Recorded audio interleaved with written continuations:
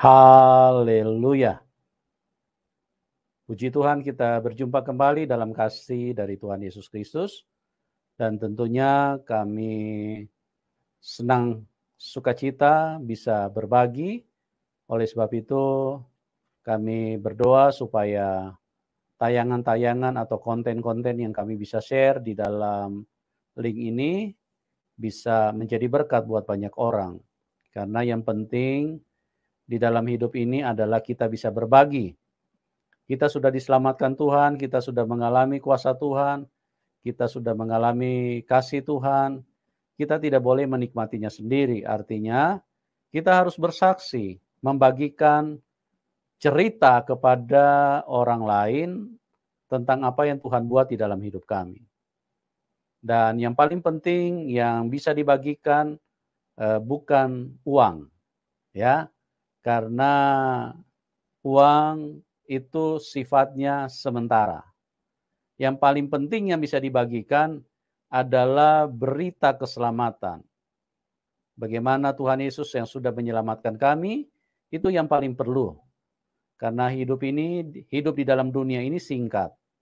Kalau kita tidak mengenal keselamatan, juru selamat yang sudah menyatakan dirinya di dalam hidup kita, maka artinya manusia tidak mungkin selamat.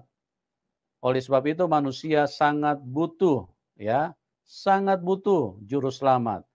Manusia jangankan mau menolong orang lain, mau menolong dirinya sendiri saja tidak bisa, apalagi menolong orang lain. Jadi kita perlu juru selamat, ya. Kita tidak boleh so angku, so jago, so hebat. Oh, kami tidak perlu juru selamat. Kami bisa langsung datang kepada Tuhan. Nggak bisa, teman-teman. Kita ini manusia hidup di dalam dunia ini dikuasai setan. Kenapa? Karena manusia dari kecil itu sudah pintar berbohong. Ya, bagaimana mungkin orang yang pintar berbohong, terus kemudian bisa hidup kudus, hidup berkenan kepada Tuhan? Manusia sudah punya emosi, sudah punya sifat-sifat yang iri hati. Ya, dari masih kecil itu, kalau saudaranya diberikan sesuatu yang dia anggap tidak sama dengan dia iri. Dia bisa komplain dengan orang tuanya, atau enggak di dalam pikirannya dia sudah mulai iri. Dia sudah mulai mempersalahkan orang tua pilih kasih. Orang tua cuma sayang saudara saya, cuma sayang adik saya, cuma sayang kakak saya. Itu pikiran sudah mulai masuk, pikiran-pikiran yang tidak lurus. Padahal orang tua tidak punya tujuan begitu. Nah, kenapa bisa terjadi seperti itu? Karena hidup manusia ini dikuasai setan. Makanya kita perlu juru selamat, teman-teman. Kita perlu kehadiran Tuhan di dalam hidup kita, supaya Tuhan membebaskan kita dari hal-hal seperti itu. Ya, pikiran cabul, pikiran kotor. Kita kan pikiran manusia ini kelihatannya saja pikirannya bersih. Karena orang cuma lihat mukanya. Tapi di dalamnya siapa yang tahu? Ya, segala macam percabulan ada di dalamnya. Segala macam keinginan-keinginan hawa nafsu, seks ada di dalamnya. Makanya coba lihat manusia itu kan kepengen punya pasangan lebih dari satu. Kenapa? Karena manusia dikuasai dengan hawa nafsu. Merasa tidak cukup kalau cuma satu. Ya, manusia menjadi bergelora, ingin memburu, ingin mendapatkan yang mereka anggap bisa memuaskan hidup manusia. Nggak bisa. Itu hanya Tuhan yang bisa memuaskan kita, hanya Tuhan yang bisa membebaskan kita dari pikiran-pikiran kotor seperti itu. Kalau kita kawin, maka pasangan kita akan tersakiti. Tidak ada wanita yang senang dimadu, tidak ada wanita yang rela diduakan. Kalau ada, itu hanya karena terpaksa. Ya, karena dia tidak bisa berbuat apa-apa, ya sudahlah, apa boleh buat. Tapi kalau ditanya, tidak ada yang mau. Ya, oleh sebab itu Tuhan perlu datang menyelamatkan kita dari kondisi-kondisi seperti itu. Oleh sebab itu Tuhan Yesus mengajarkan kepada kita untuk kita menganut prinsip kebenaran, karena prinsip kebenaran itu hanya punya pasangan satu. Makanya lihat di Taman Eden, itu hanya satu laki-laki, satu perempuan. Tidak ada 3 atau 5, tidak ada. Ya, Tidak ada 4 atau 10, tidak ada, ya. Hanya satu laki-laki, namanya Adam, dan satu perempuan namanya Hawa, ya. Tidak ada 4 atau 5 perempuan, Hawa, Hawi, Hawu, Hewo, Hawe, tidak ada itu. Hanya satu, ya. Dari situ kita melihat konsep Tuhan itu sangat sempurna. Dan itulah yang ditekankan oleh Tuhan supaya kita bisa mengenal bagaimana Tuhan itu begitu peduli dengan manusia. Tuhan tidak ingin kita saling menyakiti, Tuhan tidak ingin kita untuk saling mengorbankan satu dengan yang lain. Kalau kita kawin lebih dari satu, berarti ada yang dikorbankan. Belum lagi anak-anak yang sudah dilahirkan. Mereka akan penuh dengan tangisan. Karena apa? Karena orang tuanya kawin lagi. Nah, inilah yang kita perlu mengerti bahwa kita itu perlu juru selamat. Oke, pada kesempatan ini kita akan kembali hadirkan bagaimana narasumber yang mengalami Tuhan, mengalami perjumpaan dengan Tuhan, dan apa yang akan dibagikan ini kiranya bisa menjadi berkat dan bisa menerangi kita dan bisa menguatkan kita. Oke, kita sambut Ibu Yani. Shalom Ibu Yani. Shalom, selamat malam Bapak. Ya, haleluya. Apa kabar Ibu? Puji Tuhan, luar biasa dahsyat. Ya, puji Tuhan ya. Terima kasih Ibu Yani sudah hadir, dan pada malam hari ini kita akan mendengarkan bagaimana perjalanan kehidupan iman Ibu ya, dari yang tidak mengenal Tuhan, tidak percaya Tuhan Yesus, dan bagaimana Tuhan mengubahkan Ibu sehingga Ibu mengalami kasih karunia Tuhan, dan apa yang Ibu bagikan bisa menjadi berkat bagi banyak orang. Amin. Saya berdoa Amin. kiranya kasih karunia turun dan menjamah setiap orang yang mendengarkan dalam nama Tuhan Yesus. Oke Bu, waktu dan tempat saya serahkan kepada Ibu untuk Ibu menceritakan dimulai dari latar belakang dulu. Silakan Ibu. Amin. Shalom, selamat malam Bapak Yusuf Napitu Pulu ya? Bukan, Manubulu Bu. Oh, Bapak Manupulu ya. Bapak Yusuf Manupulu ya Pak ya? Iya, Manubulu. Terima kasih sudah diundang di acara YouTube channelnya Bapak Yusuf. Saya berterima kasih. Dan shalom saudara-saudaraku yang terkasih di dalam Tuhan Yesus dimanapun Anda berada. Kiranya biarlah apa yang saya ceritakan ini akan menjadi berkat bagi semua yang mendengarkan maupun yang menontonnya. Itu sebabnya saya mau perkenalkan lebih dulu. Nama saya Sutriani, panggilan sehari-hari dari kecil hingga sekarang adalah Triam. Saya akan menceritakan latar belakang saya. Latar belakang saya adalah sebelum mengenal Tuhan Yesus, saya orang Islam, Muslim yang dari kecil, dari lahir jadi Muslim. Latar belakang saya dan keluarga, seluruh keluarga juga semuanya Muslim. Dan pendidikan saya juga Muslim, semuanya Muslim. Nah, itu latar belakang saya. Keluarga saya ada 9, dari satu bapak dan satu ibu. Yang adik meninggal, kakak meninggal, ada 2 yang meninggal, tinggal 7 bersaudara. Saya nomor yang keempat, anak yang keempat. Itu latar belakang saya. Selanjutnya bagaimana saya bisa mengenal Tuhan Yesus? Itu diawali pada waktu saya mendengarkan tahun 1984.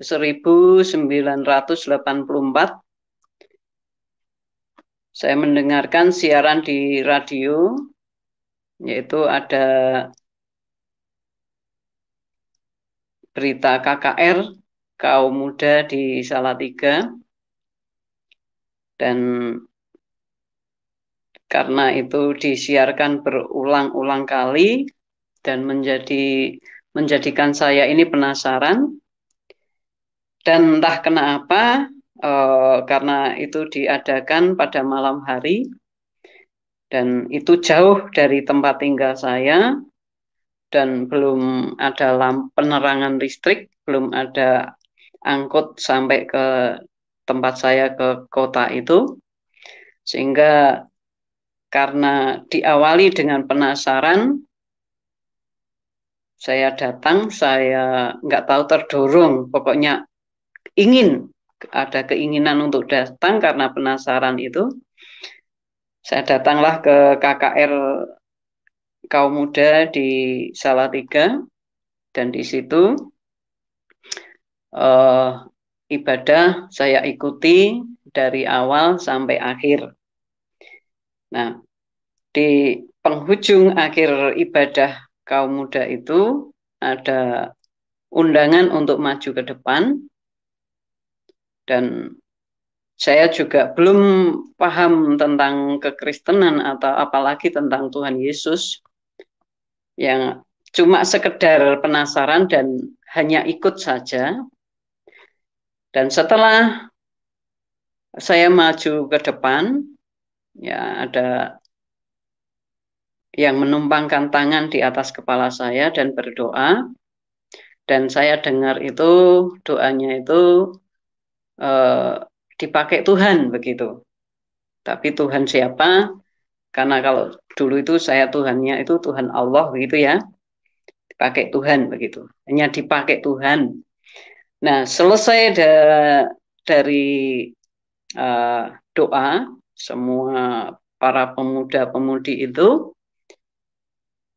saya dibawa seorang mahasiswi wanita, karena wanita ya, kuliah di Satya Wacana jurusan ekonomi. Saya dibawa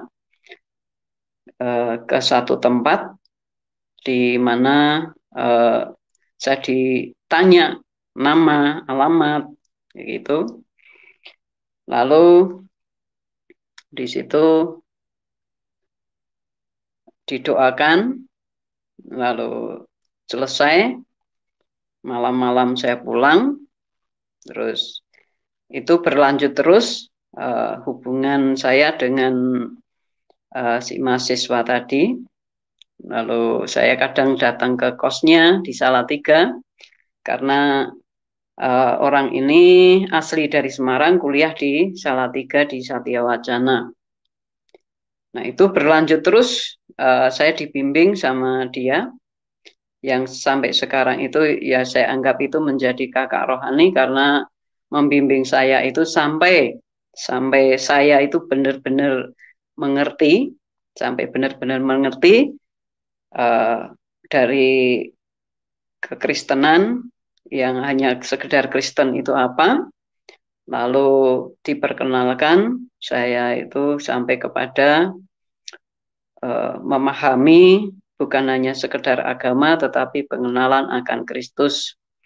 Dengan cara saya diajak doa ke para persekutuan doa mahasiswa di Salatiga.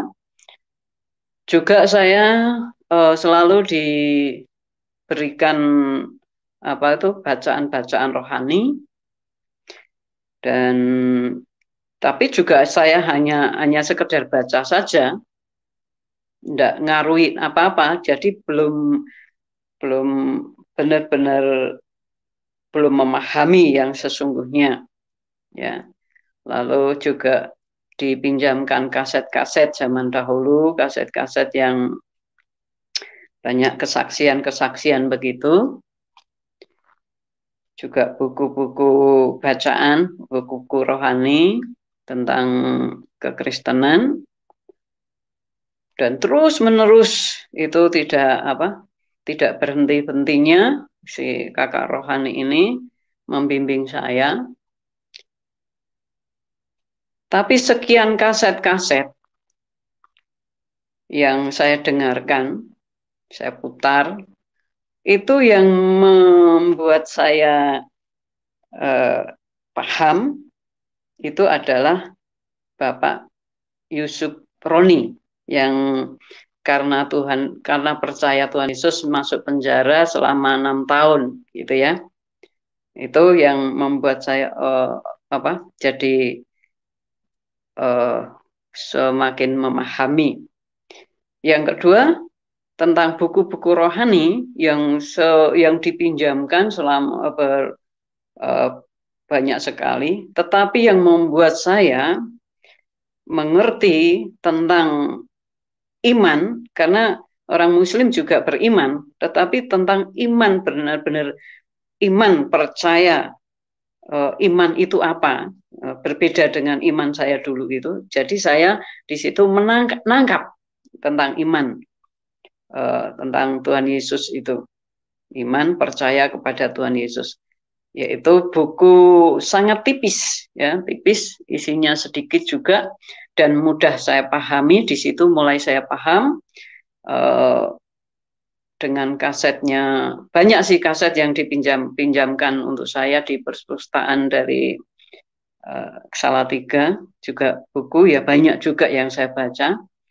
Tetapi sekian yang saya baca, yang saya dengarkan itu belum membuat saya paham. Tetapi begitu membuat saya mengerti, memahami, bisa menangkap itu tentang kasetnya Bapak Yusuf Roni, ya.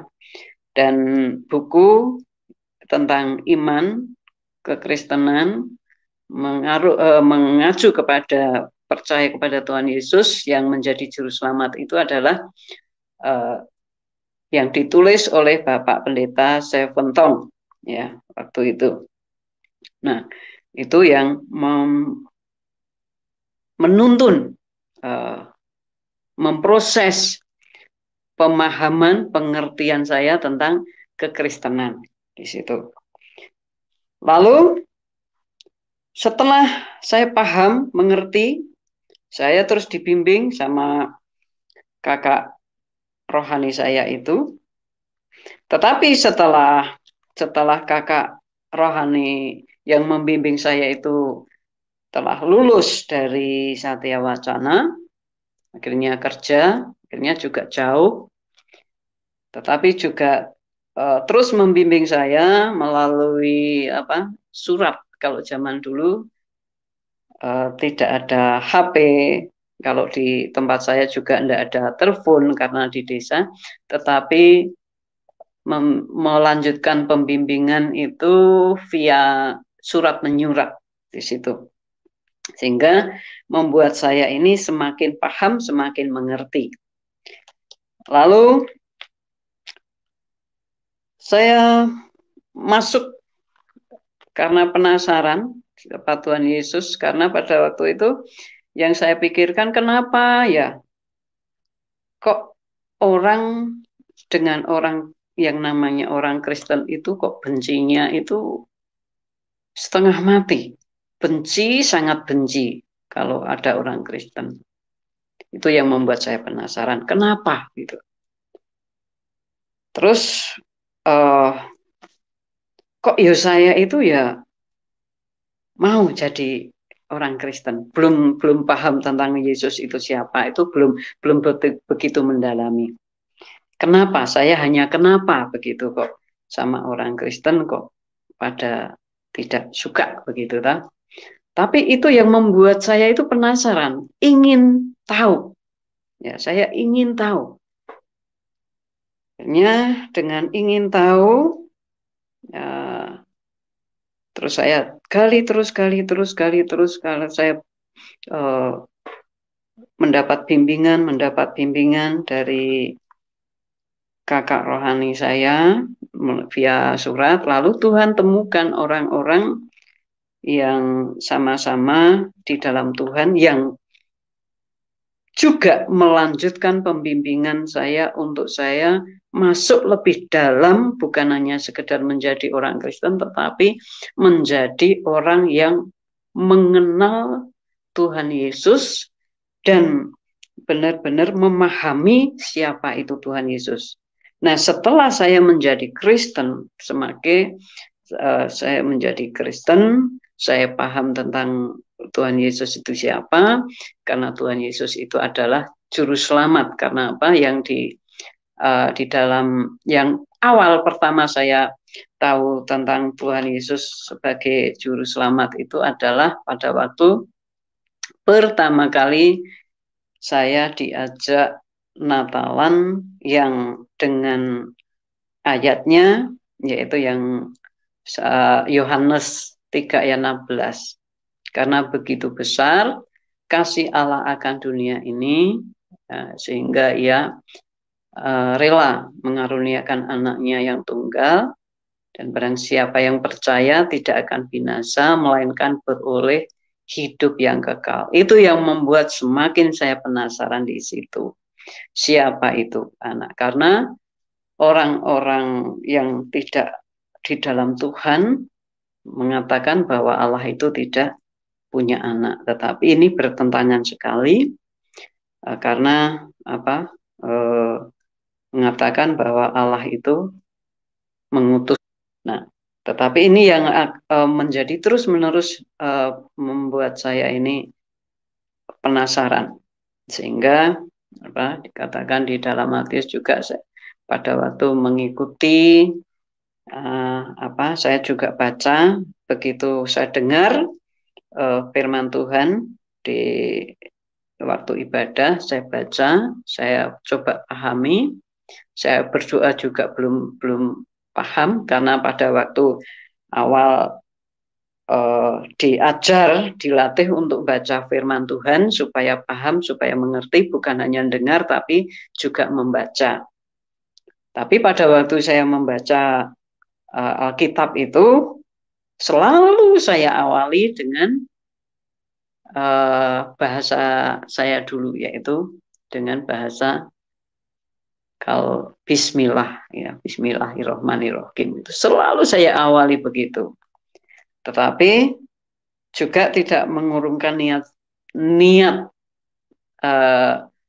keingintahuan saya, sehingga saya baca terus walaupun diawali dengan seperti bahasa seperti yang dulu saya lakukan. Itu. Nah, semakin saya mendalami, semakin saya paham, ya, dan bagaimana supaya saya paham, Tuhan memproses saya di dalam perjalanan iman saya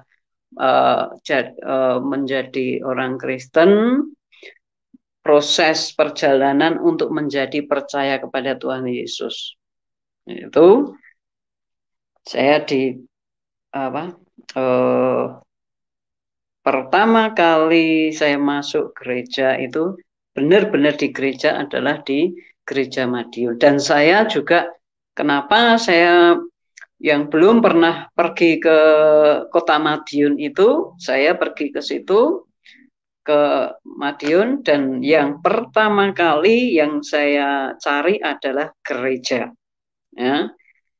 Yang saya cari adalah gereja. Begitu masuk gereja, ya, masuk gereja, dan itu juga masih proses, ya, proses di gereja di Madiun itu saya itu masih proses karena tidak tahu, ya, apa yang tujuan saya pergi ke daerah Madiun itu apa, itu saya belum tahu, ya. Tetapi saya merasakan, saya tidak tahu, kalau dulu tidak ngerti Tuhan baik, Tuhan tuntun saya, itu saya belum tahu. Tetapi begitu saya turun dari terminal Madiun, saya ditemukan dengan orang Batak, pegawai BRI yang namanya kalau saya dulu orang Batak, karena orang Batak ya masih seperti kakak itu, makanya saya panggil Ito, ya, namanya Ito. Tapi itu bukan orang Nasrani, justru orang Muslim juga. Lalu saya diajak bareng, dibawa ke rumah, dikenalkan istrinya sama anaknya di situ. Dan di situ saya tinggal di situ beberapa bulan, tetapi kenapa saya juga tidak tahu. Saya mau itu tinggal di sini, tetapi izinkan saya ke gereja. Nah, saya cari gereja, saya cek di gereja, ketemulah gereja, dan akhirnya diizinkan ke gereja. Dan juga saya cari itu karena jauh dari rumah itu jauh, tetapi diizinkan saya ke gereja. 3 bulan di situ, lalu ketemulah ada jemaat di gereja yang saya cari itu, ada jemaat rumahnya dekat dengan Ito yang ketemu saya di terminal tadi. Akhirnya setiap ke gereja bareng sama keluarga jemaat yang di gereja tersebut. Akhirnya lama-kelamaan rupanya keluarga itu menginginkan saya kembali kepada iman yang lama saya. Tetapi begitu saya mengalami kebingungan bagaimana, sedang karena saya dalam maksudnya proses untuk pengenalan akan Tuhan, tiba-tiba Bapak Pendeta menyuruh saya tinggal di gereja. Akhirnya saya tinggal di gereja, membantu apa yang bisa saya kerjakan. Lalu disitulah di gereja itu saya juga mendapatkan pengalaman-pengalaman yang baru, karena saya juga belum begitu paham juga. Lalu di situ setiap pagi keluarga hamba Tuhan dan jemaat setiap pagi itu doa. Saya juga ikut doa, karena tidak enak kan kalau tidak ikut doa, yang punya tuan rumah aja doa. Tetap walaupun belum paham, yang penting ikut doa saja, ya. Dan di situ, lalu lama kelamaan saya ini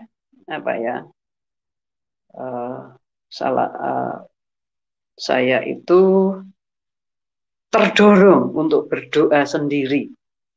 Walaupun pagi itu sudah berdoa, selesai itu bantu-bantu pekerjaan keluarga hamba Tuhan itu semua mengerjakan, walaupun ada tukang bersih-bersih gereja, juga ada yang bantu-bantu, tetapi semua mengambil pekerjaan, maksudnya semua kerja. Dan saya juga ikut mengerjakan apa yang bisa saya kerjakan, apa yang bisa saya lakukan. Salah satunya juga ngantar anaknya untuk sekolah, dan itu saya lakukan dengan senang hati. Ya, walaupun di gereja sudah ikut ibadah, ya, tetapi masih tetap aja saya baca Alkitab itu dengan bahasa, diawali dengan bahasa iman saya dulu, yaitu dengan bahasa Bismillah, diawali seperti itu. Ya. Nah, kalau itu, dan saya seperti itu terdorong untuk doa sendiri, ya. Jadi saya masuk, sudah selesai itu bantu-bantu, saya itu masuk gereja, ya, duduk bersimpuh, ya, di depan panggung itu, saya berdoa, karena ya hanya haleluya, Tuhan Yesus, haleluya, haleluya, hanya begitu, belum bisa berdoa yang seperti layaknya orang Kristen begitu.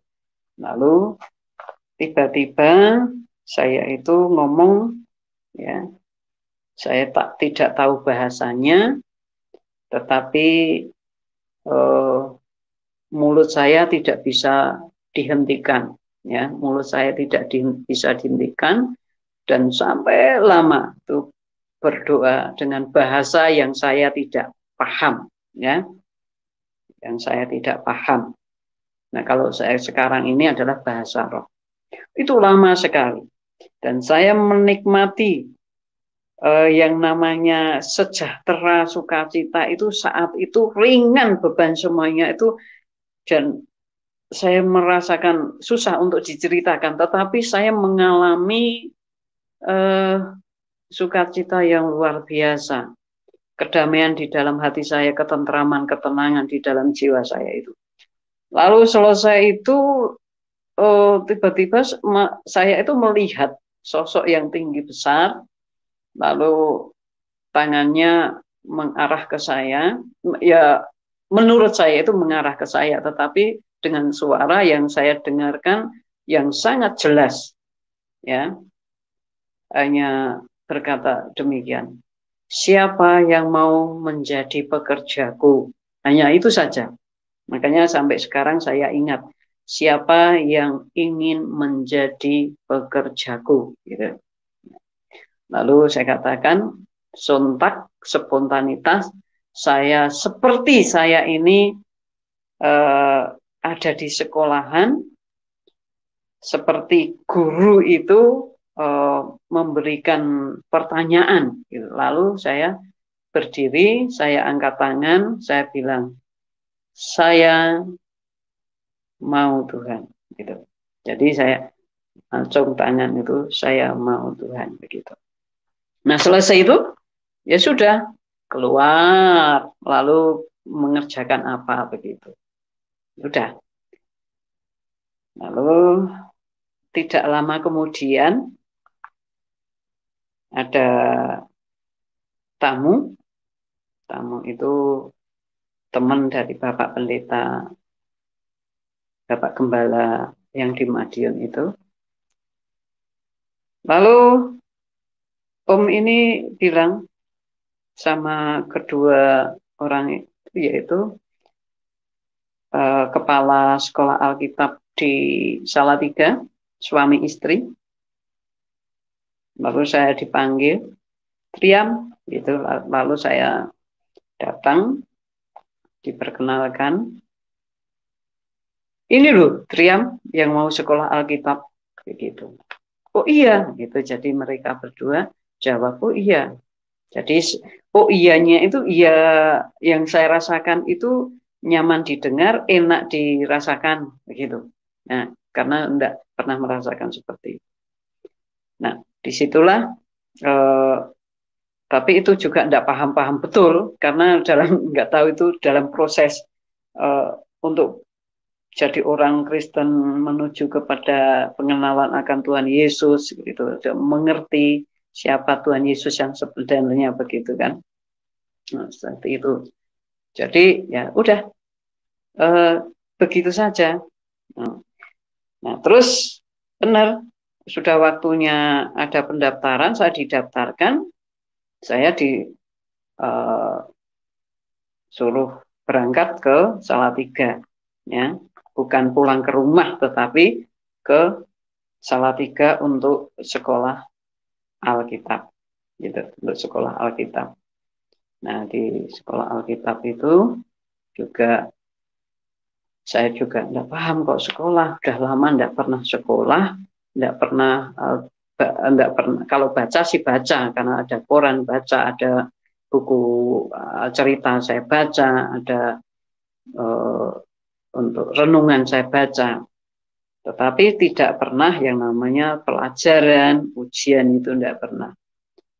Nah di situ saya juga ngikut, nggak tahu kok ngikut aja gitu, nurut aja, didaftarkan, lalu daftaran di situ. Nah terus saya masuk, didaftarkan, sudah oke.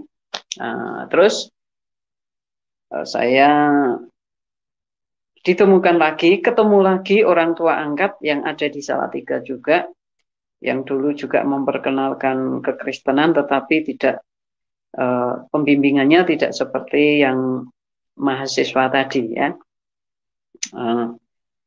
Terus juga balik situ, saya bingung karena sekolah identiknya otomatis cenderung kan, yang saya pikir orang sekolah pasti bayar. Nah Tetapi kok ya saya seneng gitu sekolah, tapi ya bingung bayarnya pakai apa gitu. Nah terus udah gitu, saya mikir-mikir, begitu ketemu di orang tua angkat, ibu angkat saya bilang, Tri, nanti udah, nanti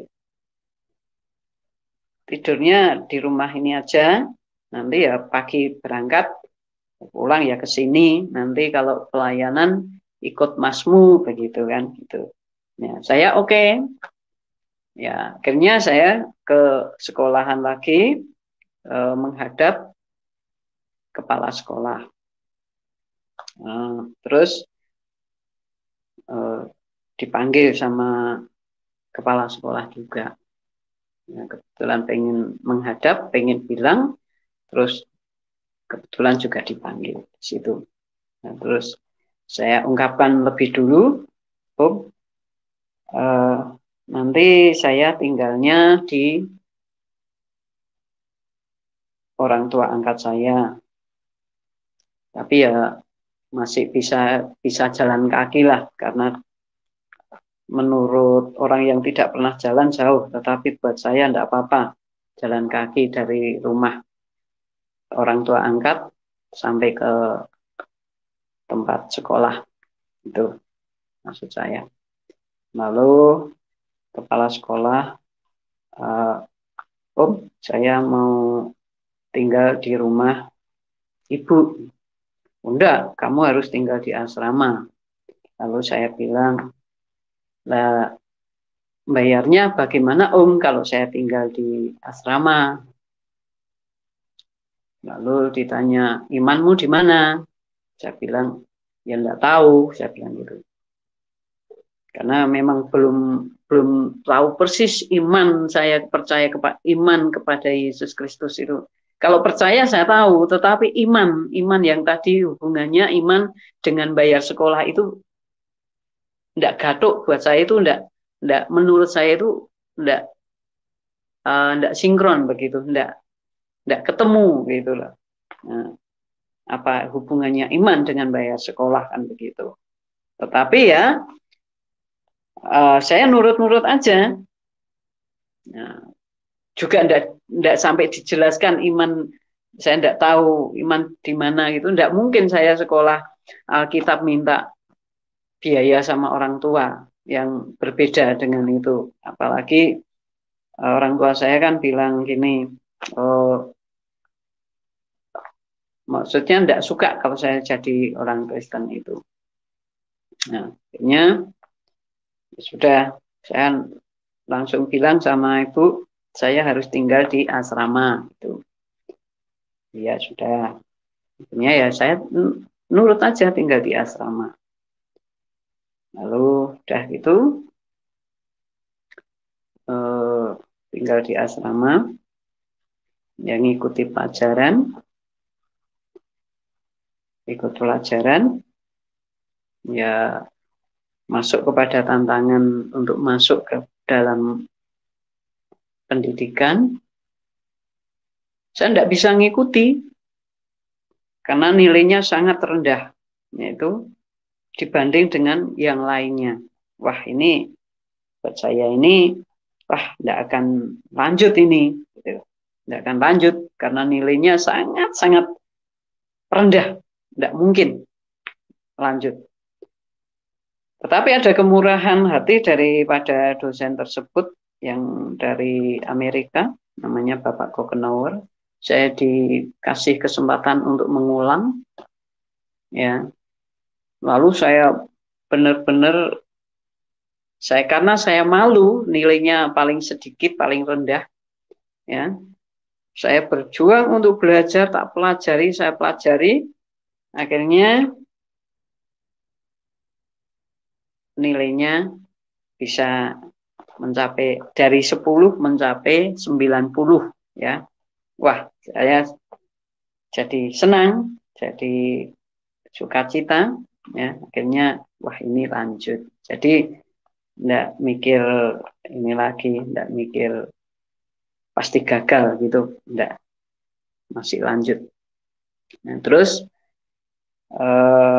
seiring dengan waktu, ya, seiring dengan waktu, saya nyadari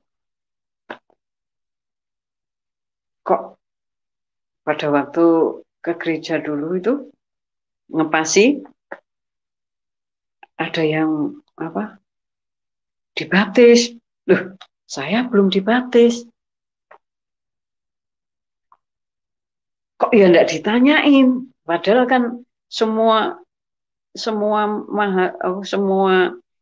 mahasiswa ya semua itu sudah punya surat baptis, ya. Saya ini belum dibaptis. Nah, saya punya ini sendiri. Saya kok saya pengen dibaptis gitu. Akhirnya saya cari-cari nama nama baptis. Ya. Kalau sekarang nama baptis, kalau dulu ya nama tambahan buat saya begitu. Saya cari-cari sendiri. Saya cocok-cocokkan dengan nama saya, ya, dengan nama saya. Saya dapatkan di Kisah Rasul, yaitu namanya Dorcas atau Tabita. Tabita kan bangkit lah begitu. Nah, rupanya tanpa saya sadari, saya ingat bahwa dulu tante saya bilang bahwa waktu bayi saya pernah meninggal, tapi sudah mau berangkat dimakamkan, tetapi saya hidup lagi. Saya ingat. Lalu kok sepertinya itu kebetulan, menurut secara manusia kebetulan kok saya ini dapatkan nama itu yang namanya Tabita, gitu ya, atau Dorcas ya. Itu akhirnya ya itu Tabita Sutriyam atau Sutriyani gitu. Ya, jadi saya cocokkan di situ. Setelah mendapatkan itu, saya langsung ke gereja terdekat. Ya, gereja terdekat saya bilang sama Bapak Pendeta di Salatiga, Om saya mau pengen dibaptis, ya, pengen dibaptis. Akhirnya ya bersama dengan beberapa jemaat, ya saya dibaptis.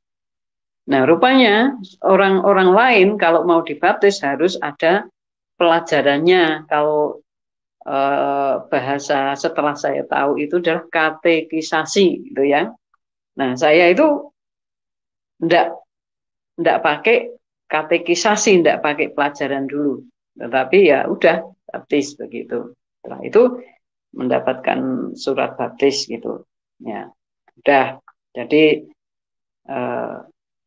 sudah masuk di sekolah Alkitab tetapi belum baptis. Tapi akhirnya saya pengen dibaptis dan benar sudah dibaptis.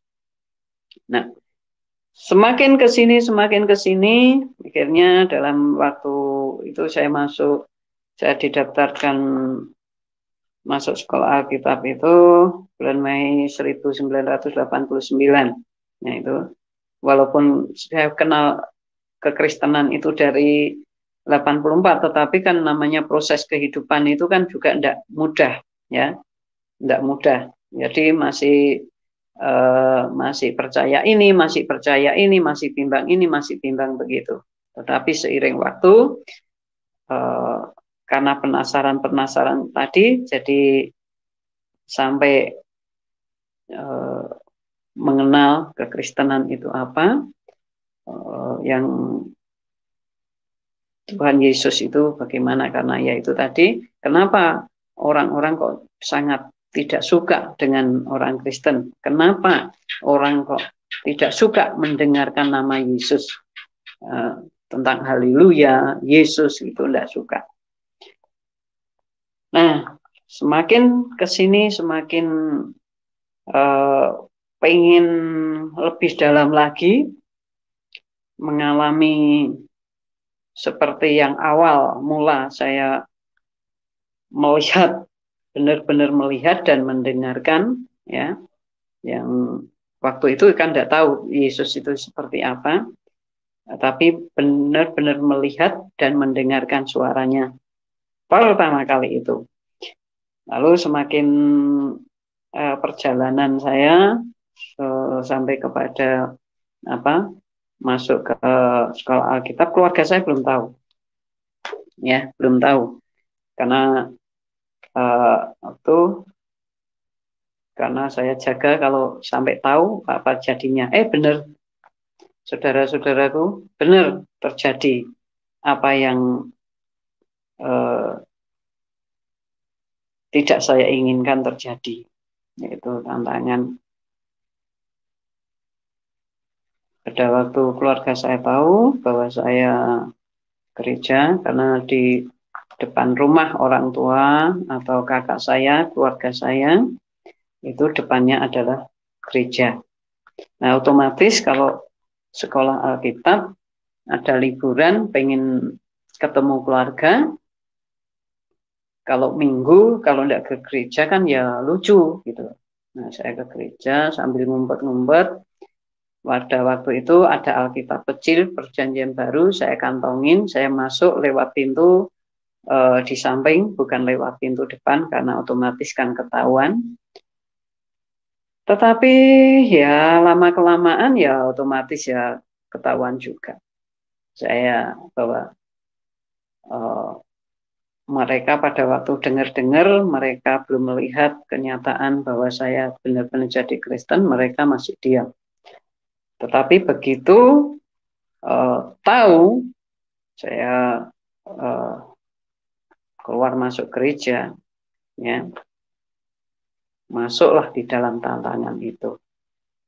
Terjadilah yang namanya saya, kenapa kok orang itu kok sama orang Kristen nggak suka, dengar nama orang nyebut Yesus kok sangat tidak suka, orang mengatakan haleluya kok tidak suka. Nah, di situ saya ngalami namanya jadi orang Kristen. Akhirnya tahulah bahwa keluarga saya tahu, bapak saya, kakak saya, semua keluarga saya tahu bahwa saya ini sekolah Alkitab. Lalu ngomonglah, bapak saya ngomong begini, saya hanya dengar, tapi ngomong sama orang. Dengan bahasa Jawa, tapi saya bahasakan Indonesia. Anakku jadi Kristen aja, aku enggak boleh kok malah jadi pendeta katanya. Mau sekolah pendeta katanya begitu. Nah, di situ mulai orang mulai tahu kalau saya ini sudah menjadi orang Kristen. Nah, luar biasa, orang menjadi Kristen, orang yang percaya kepada Tuhan Yesus itu tidak semudah apa yang saya bayangkan. Ya, tidak semudah apa yang saya bayangkan. Kalau melihat kok orang seperti enak-enak saja, tetapi saya ngalami yang tidak enak. Dicari-cari kesalahan saya, walaupun saya ini tidak salah, ya. Dicari-cari kesalahan saya, sampai membuat saya kalau tidak salah, bukan sekali, 2 kali, 4 kali, 5 kali, tetapi sering kali dicari-cari kesalahannya. Saya tidak melakukan kesalahan, dimarah, di ini, di itu. Nah, membuat saya emosi, akhirnya buat saya itu menjawab dengan jawaban yang menurut saya itu benar, tetapi mendatangkan hadiah yang luar biasa, yaitu yang namanya pernah kakak saya mukul saya dengan batang pohon singkong, ya. Coba itu di pipi saya ini yang dipukul. Mending kalau yang biasa orang pukul yang di bagian yang banyak yang sakit tapi sebentar, tapi yang di pipi dengan sebatang kayu singkong, ya. Itu. Tetapi saya heran kenapa kok tidak sakit, padahal kalau dipukul di sini itu wah, Tapi ya saya heran kenapa enggak sakit gitu. Heran saya begitu. Lalu masih proses, ya proses. Pada waktu itu juga bukan hanya kakak saya, tetapi bapak saya bilang kehilangan anak satu enggak apa-apa, ya daripada anaknya utuh, tetapi yang satu jadi orang Kristen, ya. Pada waktu saya sedang apa begitu duduk diam, lalu bapak saya bilang begini, almarhum bapak saya meninggal baru 3 tahun, bilang begini, cukup kamu memuji Tuhan. Bapak saya bilang begitu. Lalu saya bilang dengan bahasa Jawa, tapi bahasa Indonesia begini. Doa Bapak yang saya harapkan. Lalu dikeplok-plok begitu. Ya. Sekeras-kerasnya itu di depan adik saya. Tapi lagi-lagi saya heran, kenapa enggak sakit? Kenapa saya enggak ngalami sakit itu? Saya enggak sakit. Ya, ini ya sudah jalan proses jalannya waktu. Pada waktu saya hendak maksudnya tidak mau datang lagi ke rumah, tidak mau ini karena ya waktu itu Tuhan kirimkan orang-orang yang mengasihi saya, yang bisa menerima saya dengan apa adanya, sebatas saya tidak macam-macam, ya. Dan mereka semua sayang sama saya sampai sekarang, ya. Tetapi bapak ibu angkat sudah meninggal, tetapi keturunannya, anak-anak menantunya sayang sama saya sampai pada cucunya. Walaupun jarang ketemu, tapi begitu ketemu ya seperti saudara sendiri begitu. Lalu ditambah lagi teman-teman pengajian saya dulu, ya teman-teman pengajian begitu tahu kalau saya menjadi orang Kristen, guru ngaji saya ditanya tidak jawab, kalau berpapasan meludah di depan saya. Tuh, otomatis kan juga rasanya kenapa ya? Gitu tuh rasanya kayak terhina gitu ya, rasa dihina gitu. Nggak tahu kok begitu kok orang meludah gitu kok sakit hati saya, karena begitu mau lewat di depan saya bunyi begitu, duh begitu. Nah, meludah begitu. Itu guru ngaji saya. Lalu teman-teman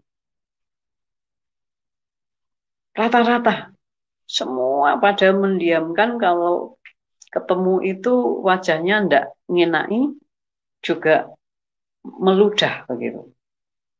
Berarti bukan hanya dihina, tetapi sangat terhina karena bukan 1 dan 2 orang, tetapi banyak orang. Jadi ya keluarga, ya teman, tetangga kan begitu. Tapi entah kenapa semakin seperti itu kok semakin saya ini pengen untuk mendalami kenapa ya. Akhirnya salah satunya saya mendapatkan di buku pelajaran saya, di kitab saya yang dahulu. Walaupun saya dulu itu kan juga belum apal-apal benar begitu, tapi yang sudah bisa membaca beberapa surat begitu, yang mudah-mudah begitu, ya, yang mudah-mudah. Semakin sini semakin saya dapatkan, semakin saya paham, tidak lagi baca firman Tuhan, baca Alkitab dengan awali yang dulu, karena rupanya dengan bahasa dulu membuat saya ini menderita begitu. Nah, akhirnya sudah paham kalau mau baca Alkitab berdoa, ya. Berdoanya simpel. Dalam nama Yesus saya mau baca Alkitab, gitu. Ya.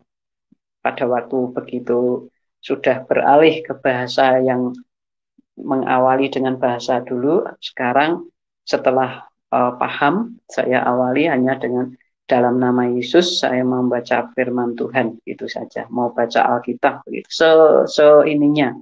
Tetapi di situ saya semakin tahu, semakin paham bahwa memang Tuhan Yesus itu adalah juru selamat. Kenapa? Di dalam Matius ya katakan bahwa Tuhan Yesus, arti Yesus itu adalah juru selamat. Katakan Immanuel di dalam Matius 1 ayat yang ke-23 itu menebus dosa manusia, ya, dosa menebus dosa, dan Immanuel itu Allah beserta kita.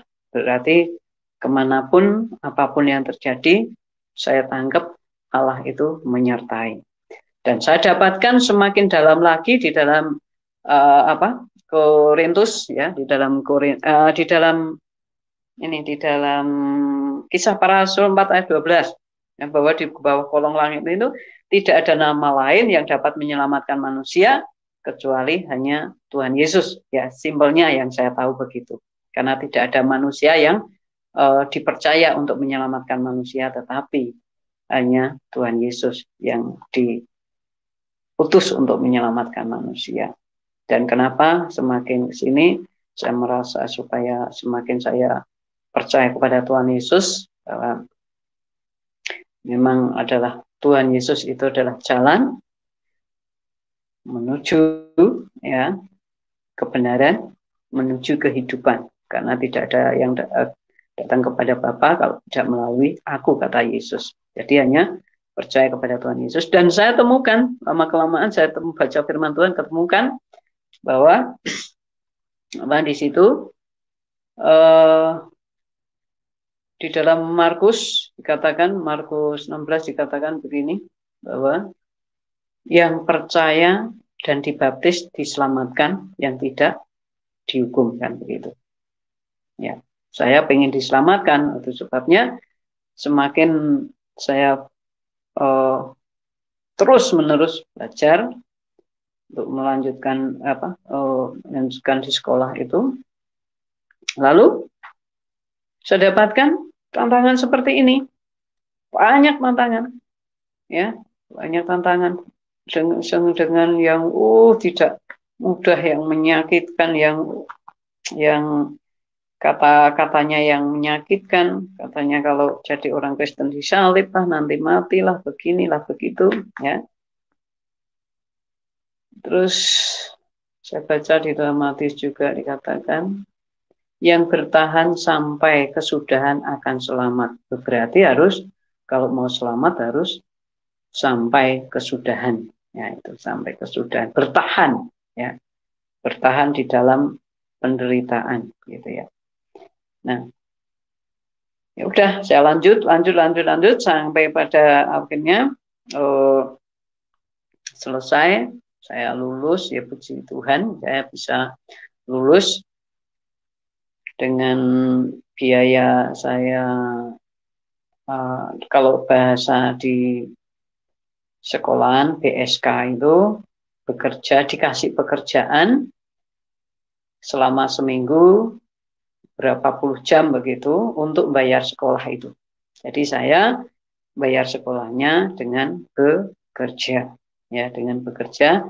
Pekerjaan apa saja yang diberikan sama saya, justru malah jamnya saya lebihkan, tidak apa-apa. Yang penting saya bisa mengikuti pelajaran dan bisa selesai dengan nilai yang baik, begitu. Maksudnya walaupun tidak ranking-ranking ya tidak apa-apa. Yang penting saya bisa mengikuti karena berbeda dengan yang lainnya. Saya ini, ya, puji nama Tuhan. Tantangan demi tantangan, tidak pernah berhenti, ya. Rupanya membuat saya ini semakin ke sini, semakin banyak tantangan, semakin pengen untuk mendalaminya. Lalu karena tantangannya berat, ya dari kiri kanan, dari belakang, dari depan, ya membuat saya ini putus asa, ya putus asa. Pernah, ya pengen meninggalkan Tuhan beberapa kali, pengen, karena prosesnya walaupun misalnya sekarang ini pengen meninggalkan Tuhan, ya lalu begitu baru pikiran, belum baru rencana di dalam pikiran saya, lalu tiba-tiba saya sakit. Sakitnya itu, wah, tidak mungkin saya akan minta uang untuk periksa sama keluarga, tidak mungkin. Ya. Tapi saya tidak mungkin cerita sama orang. Saya kan malu nanti cerita-cerita, ujung-ujungnya paling kan ya tentang apa? Belas kasihan. Saya diem aja. Tapi rasanya kok tidak enak. Tidak enak. Lalu saya ini, taunya, ampuni saya Tuhan, karena saya sudah punya rencana untuk meninggalkan Tuhan, karena saya ini tertekan, karena masih diharapkan untuk saya kembali kepada iman semula, yaitu ke Muslim lagi. Saya minta ampun sama Tuhan, lalu disembuhkan Tuhan. Oke, berjalan waktu, terus langsung terus ngikuti perjalanan itu berapa ini. Ada lagi proses di dalam ini, sudah selesai. Pada waktu itu sudah selesai untuk lulus sekolah, masuk di dalam pelayanan, otomatis kan sering mampir di rumah begitu. Terus akhirnya mengalami hal-hal yang semakin rumit, semakin menyesakkan dada. Akhirnya ya udah, kalau begini ya udah sangat ini, tekanannya sangat dalam, lebih, ya. Akhirnya ada rencana untuk tinggalin Tuhan lagi. Akhirnya saya dibuat tidak bisa bicara. Tidak bisa bicara. Akhirnya aku ngomong kok enggak ada yang dengar. Akhirnya, ya, tapi kan saya masih punya hati, bisa berdoa, masih punya pikiran, walaupun enggak bisa ngomong, tapi bisa berdoa, bisa minta ampun sama Tuhan, benar-benar bisa nangis sama Tuhan. Lalu saya tes, saya teriaknya itu ya ngetes suara sendiri, haleluya, begitu keras-kerasnya, ada suara, berarti Tuhan sembuhkan. Nah, mujizat pertama terjadi, mujizat kedua terjadi, bisa bicara, karena langsung adik saya kaget, langsung saya teriaknya dari kamar dan dalam, karena saya tidak cerita apa yang terjadi, yang saya alami kepada keluarga atau kepada orang lain, baik pada waktu sakit maupun pada waktu tidak bisa bicara. Akhirnya, bisa. Akhirnya saya jalan, lakukan lagi. Dan seiring waktu dalam perjalanan itu, ya, di dalam kehidupan semakin masuk dalam pelayanan, semakin banyak tantangan, ya. Tantangannya bukan seperti naik level, kayak naik kelas begitu tantangannya. Pertama yang tadi, ya, dipukul, diludahi, dicemberutin, ya, tidak disapa, menyapa tidak dijawab itu. Terus meningkat, sakit. Terus meningkat, tidak bisa bicara. Ini semakin meningkat, ya, meningkat. Semakin membuat saya semakin, sudahlah Tuhan, sudah. Ini bukan lagi orang di luar, ya, di luar Tuhan, bukan lagi di luar Tuhan, tetapi rupanya ketemu dengan orang-orang sama-sama ini bukan seperti ketemu malaikat, tetapi rupanya ya gesekan sampai kepada saya ini benar-benar yang sampai putus asa, sampai mau benar-benar sudah goodbye, sudah maksudnya selamat tinggal begitu. Tetapi pada waktu itu saya tidak bisa berdoa, saya tidak bisa ngomong apa-apa, saya seperti tidak bisa mau baca firman Tuhan, padahal saya sudah jadi hamba Tuhan, tidak bisa. Akhirnya saya lunglai, tidak bisa berdaya apa-apa. Akhirnya saya langsung duduk, bahasa Jawanya deprok itu bersimpuh, yaitu maksudnya seperti leprek begitu. Saya hanya bisa haleluya, haleluya, haleluya. Sampai lama, sampai aku tidak berdaya, hati ini sampai seperti diiris-iris, seperti dihancurin. Karena apa? Bukan lagi orang yang membuat saya ini bukan dari luar lagi, tetapi ya dari dalam, ya dari luar, ya kiri kanan depan belakang seperti itu. Rupanya orang yang mau hidup di dalam kebenaran, orang yang mau jalan di dalam kebenaran, orang yang mau menerima benar-benar kehidupan yang sesungguhnya, yang benar-benar mengalami Tuhan, mengalami Tuhan di dalam diri ini, seperti itu. Akhirnya begitu saya lunglai semua, haleluyanya saya bilang haleluya, bukan haleluya. Pokoknya sangat tidak berdaya begitu. Tapi disitulah saya merasakan langsung seperti itu, bukan seperti saya merasakan datang. Benar-benar saya merasakan pelukan dari Tuhan Yesus itu. Saat dipeluk, sampai saya bisa nangis, tidak bisa ngomong apa-apa. Saya hanya nangis. Dipeluk, benar-benar saya merasakan dipeluk oleh Tuhan Yesus. Saat itu yang membuat saya kuat sampai sekarang karena lawatan Tuhan dalam diri saya. Saya bisa masuk di dalam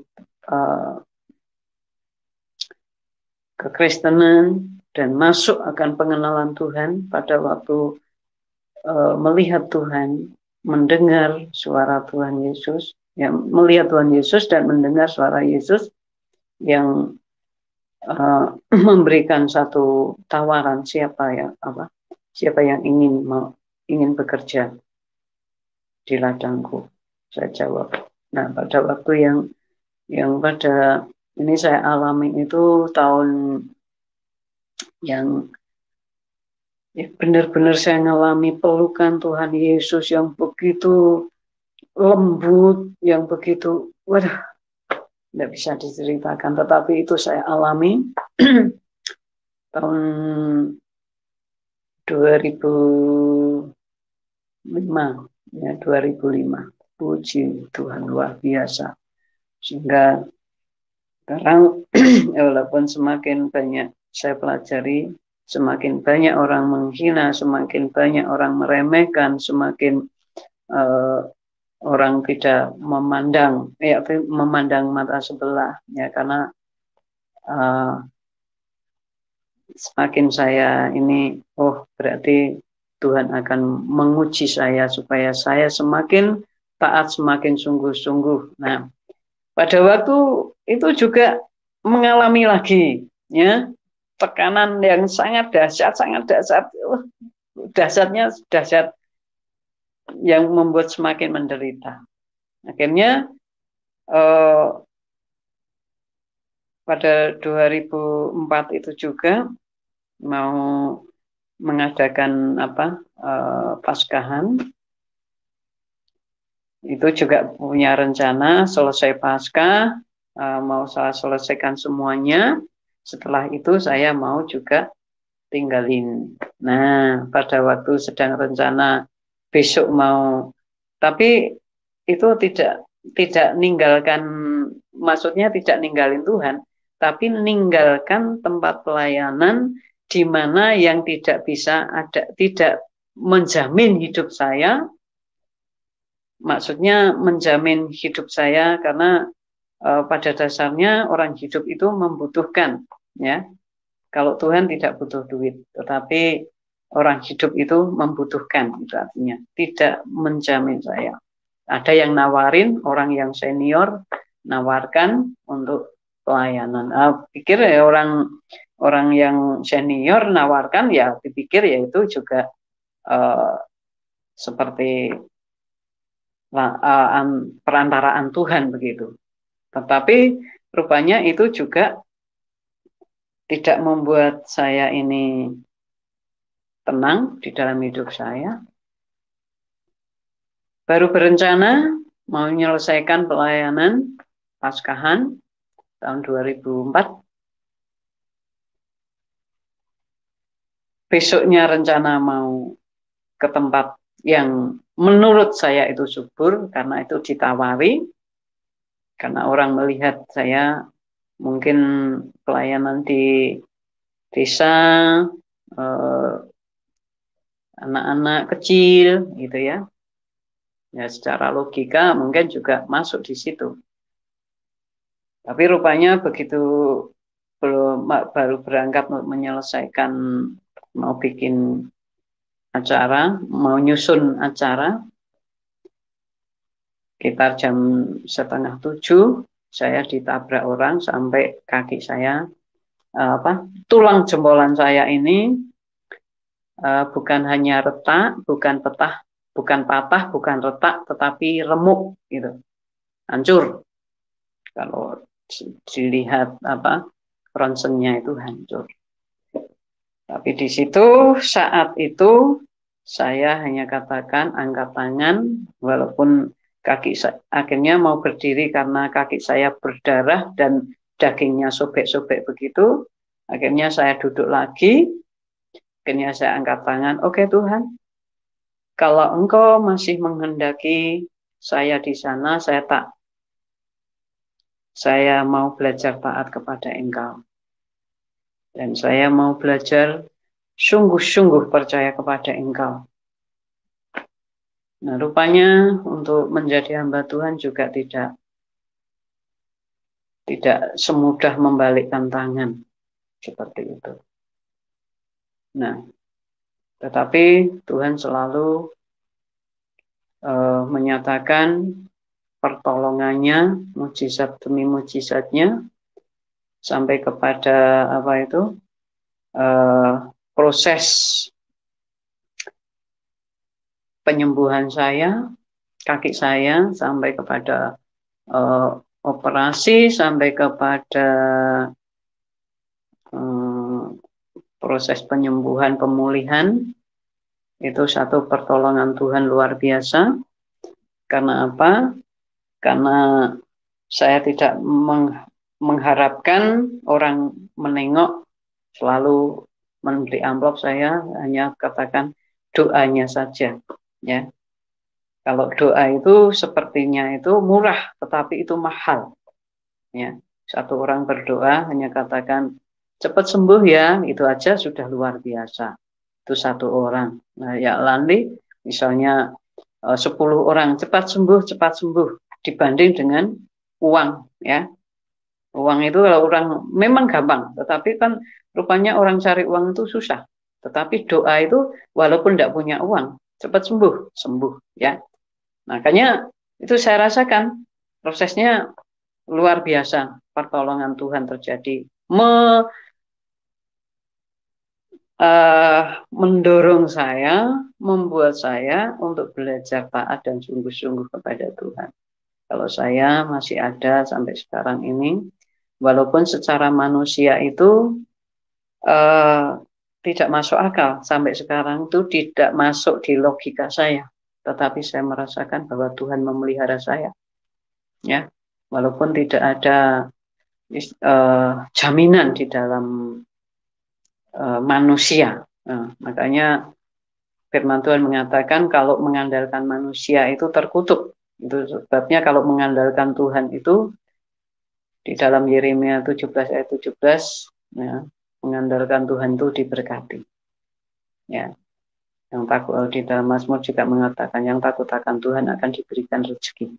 Itu yang menjadi pegangan saya, walaupun itu namanya pengharapan di dalam Tuhan. Di dalam 1 Korintus 2 ayat 9 dikatakan, apa yang tidak pernah dilihat oleh mata, tidak pernah didengar oleh telinga, tidak pernah timbul di dalam hati manusia, itu Tuhan sediakan. Itu yang saya rasakan sampai detik ini.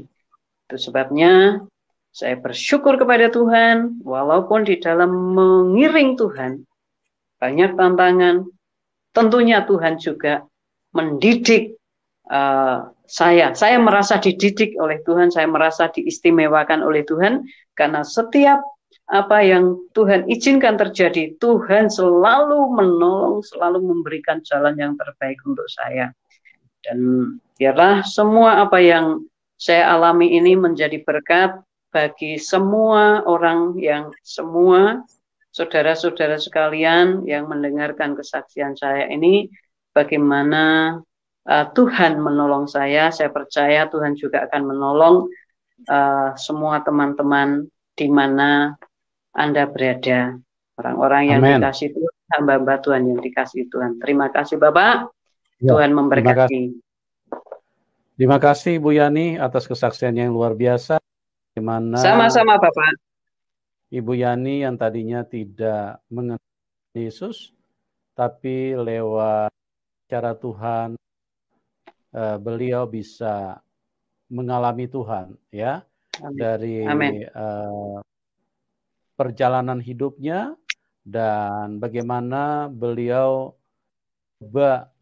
merenungkan, mempelajari kenapa sih orang Kristen itu begitu dibenci, ya, begitu tidak disukai. Nah, dari kondisi seperti inilah membuat Ibu Yani bisa menemukan bahwa memang Tuhan Yesus punya pengajaran itu berbeda apa yang yang berasal dari dunia ini, karena Tuhan Yesus itu dari surga, dan itulah yang membuat dia tidak bisa menerima. Ya, tentunya yang dimaksudkan dengan dunia di sini adalah iblis, karena iblis penguasa dunia. Itu tertulis di dalam Yohanes 31, Yohanes 14 ayat 30, dan juga Yohanes 16 ayat 13, bahwa iblislah yang menjadi penguasa dunia ini. Dan itu sebabnya Bu Yani sudah mengalami kasih Tuhan dan dibagikan kepada kita semua, biarlah menjadi berkat. Dan mungkin Ibu di bagian terakhir pesan saja kepada teman-teman yang belum kenal Tuhan Yesus agar mereka juga bisa mengalami seperti apa yang Ibu alami. Silakan Bu. Ya, bagi teman-teman ataupun saudara-saudara yang belum mengenal Tuhan, luar biasa kita kalau mengenal Tuhan, karena Yesus adalah juru selamat. Ya, salah satunya yang saya temukan untuk semakin saya mengacu kepada percaya kepada Tuhan Yesus, yang saya temukan tadi adalah di kitab saya yang dahulu, yaitu kalau bahasa dulu itu Isa Al-Masih, Isa Rohullah, tetapi kalau di bahasa Alkitab adalah Yesus Kristus Imam Mahdi, yaitu yang hakim yang adil. Itu rupanya Tuhan Yesus itu sudah tercatat di sana. Itu yang membuat saya semakin percaya kepada Tuhan, semakin ingin mengalami Tuhan, karena memang di bawah kolong langit ini tidak ada nama lain yang dapat menyelamatkan manusia kecuali hanya Tuhan Yesus Kristus. Nah, mudah-mudahan saudara-saudaraku yang di luar sana yang belum percaya kepada Tuhan Yesus, mungkin orang mengerti bahwa orang Kristen itu, Tuhan Yesus itu orang Kristen. Tuhan Yesus itu bukan Kristen, bukan agama. Tuhan Yesus itu juru selamat. Isa Al-Masih, Isa Ra'ullah, Imam Mahdi. Jadi agama Kristen saya pun tidak menyelamatkan. Mungkin banyak agama, mungkin banyak nabi, tetapi juru selamat itu satu, yaitu Tuhan Yesus Kristus. Dan semua saya percaya membutuhkan keselamatan, bukan hanya di dunia ini, keselamatan yang akan datang itu yang akan menjadi ujung tombaknya keselamatan. Karena apa? Kehidupan yang kekal. Karena barang siapa yang percaya tidak akan binasa, melainkan beroleh hidup yang kekal. Ya, jadi biarlah saudara-saudaraku, Tuhan Yesus itu juru selamat. Makanya barang siapa menerima akan diberi kuasa dan akan menerima keselamatan daripada Tuhan Yesus Kristus, akan menerima hidup yang kekal. Ya, jadi walaupun nanti mati ini bukan hanya mati langsung enak saja, tidak. Mati ini hanya raganya dikubur, tetapi rohnya itu akan kembali kepada Tuhan. Makanya itu yang perlu membutuhkan keselamatan, ya, membutuhkan keselamatan karena apa? Di situ Tuhan yang membuat saya bertahan sampai sekarang, belajar taat dan sungguh-sungguh sama Tuhan itu karena nama yang orang yang percaya itu namanya itu sudah dicatat di dalam kitab kehidupan, ya. Nah, nanti kalau orang yang meninggalkan Tuhan, ya, orang yang sudah percaya sama Tuhan meninggalkan Tuhan, ya, itu Tuhan juga sebelum orang menciptakan penghapus atau tipe, Tuhan Yesus itu sudah punya. Tuhan Yesus bisa menghapus itu dari kitab kehidupan. Tetapi kalau orang yang mau bertobat lagi, mau kembali kepada Tuhan Yesus, akan dicatat lagi. Karena apa? Di sana dikatakan, barang siapa tidak ditemukan pada waktu nanti penghakiman, barang siapa yang tidak ditemukan namanya dalam kitab kehidupan akan dilemparkan ke dalam lautan api. Dan itu akan mengalami, ya, penderitaan siang dan malam, ya, siang dan malam berarti itu akan mengalami hidup tidak hidup, mati tidak mati. Tetapi kalau orang yang percaya kepada Tuhan, yang saya dapatkan di dalam Lukas 16 ayat yang ke 19 sampai 31 di sana tentang Lazarus yang si pengemis yang menderita, mau makan aja tidak bisa, tetapi mempertahankan iman percayanya kepada Tuhan, sama orang kaya yang tidak peduli, sama orang kaya yang tidak peduli, sama Lazarus hanya minta remah-remahnya saja, tidak peduli, sama-sama mati, meninggalkan dunia, tetapi Lazarus diangkat ada di pangkuan Abraham, tetapi yang orang kaya ini mati hanya berhenti dikubur begitu saja. Lalu si orang yang kaya ini melihat Lazarus ada di atas. Tapi Lazarus tidak melihat orang yang di bawah ini. Minta sama Bapak Abraham, Bapak tolong Lazarus, suruh Lazarus untuk mencelupkan ujung jarinya ke air supaya meneteskan di lidah saya karena saya sangat menderita di situ. Nah, tapi Abraham sing jawab, bukan Lazarus. Sudah tidak bisa. Ya, tidak bisa, kata Abraham. Dan karena sudah terbentang jurang yang dalam, supaya apa? Supaya kamu tidak datang ke tempat ini, dan supaya Lazarus, orang-orang di sini tidak datang kepadamu. Nah, jadi tidak bisa. Nah, rupanya yang orang kaya ini yang sudah mati dikubur masih bisa minta sama Abraham, Bapak Abraham, tolonglah supaya Lazarus mendatangi keluargaku, masih punya 5 keluarga, supaya mereka tidak menderita seperti saya. Nah, rupanya saudara-saudaraku yang dikasih Tuhan, pada waktu mati meninggalkan dunia itu tidak enak-enak saja. masih ada apa? Masih hidup ya, walaupun tubuhnya sudah, raganya itu sudah dikubur, rupanya itu masih hidup. Nah, hidupnya tinggal hidup di dalam penderitaan, karena pada waktu orang kaya itu minta sama Abraham, Bapak Abraham, dikatakan Lazarus dulu mengalami yang buruk, kamu tidak peduli, ibaratnya begitu, tapi kamu sudah mengalami yang baik. Nah, Lazarus sekarang dihibur, kamu menderita, seperti itu yang membuat saya ini bertahan sampai sekarang. Itu salah satunya itu, ya semua firman Tuhan, tetapi itu akan mengingatkan, mencerahkan. Itu sebabnya membaca firman Tuhan bukan hanya sekedar baca. Sekarang kalau dulu kan asal baca, mendengarkan asal dengar, terus membaca buku renungan atau rohani asal baca. Tetapi ini benar-benar mencerna. Karena apa? Karena penasaran tadi, sehingga membuat kenapa seperti ini. Nah, rupanya jawaban-jawaban itu bisa terjawab melalui kebenaran firman Tuhan ini.